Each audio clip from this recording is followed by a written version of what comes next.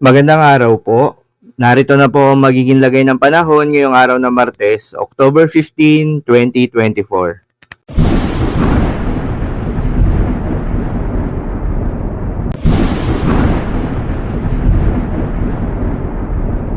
Sa kasalukuyan na tayong sa pag-asa, patuloy na nakakaapekto itong easterlies o yung mainit na hangin galing sa karagatang Pasipiko sa may silangang bahagi ng Luzon at Visayas.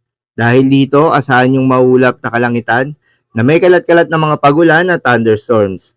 Habang sa nalalabing bahagi ng ating bansa ay patuloy pa rin nakakaapekto itong mga localized thunderstorms. Kaya naman asahan yung bahagyang maulap hanggang sa maulap na kalangitan na may kalat-kalat na mga pagulan o thunderstorms. Magandang balita naman dahil ayon sa pag-asa ay wala tayong binabantayan na low pressure area o bagyo sa loob o malapit sa Philippine Area of Responsibility na maring makaapekto sa ating bansa.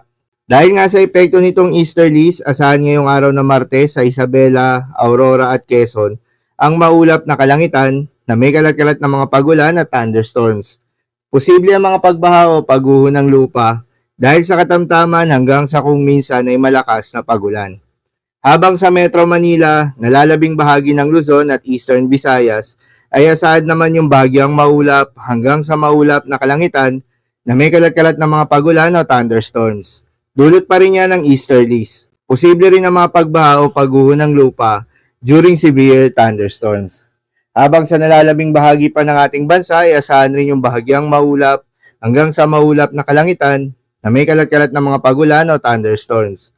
Dulot naman yan ng mga localized thunderstorms. Posible rin ang mga pagbaha o pagguho ng lupa during severe thunderstorms. Madalas nabobo ang mga thunderstorms na ito tuwing hapon o gabi na nagtatagal ng 1 hanggang 2 oras. Kaya naman ingat sa mga posibleng banta ng pagbaha o pagguho ng lupa. Para naman sa ating long range forecast, wala pa namang inaasahan na low pressure area o bagyo na posibleng pumasok o mabuo sa loob ng Philippine Area of Responsibility hanggang sa susunod na 3 araw.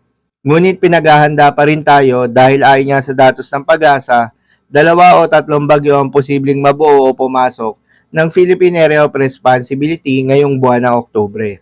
Paalala lamang din na mga nasabing forecast ay posible pang magbago. Kaya naman patuloy lamang magantabay sa mga update na ating ilalabas at ng pag-asa. Para naman sa lagay ng mga dagat baybayin, ayon sa pag-asa ay walang nakataas na gale warning sa anumang seaboards ng ating bansa. Kaya naman malayang makakapamalaot yung mga kababayan nating mangingisda at yung may mga maliliit na sasakyang pandagat dahil inaasahan yung banayad hanggang sa katamtaman ng mga pag-alon.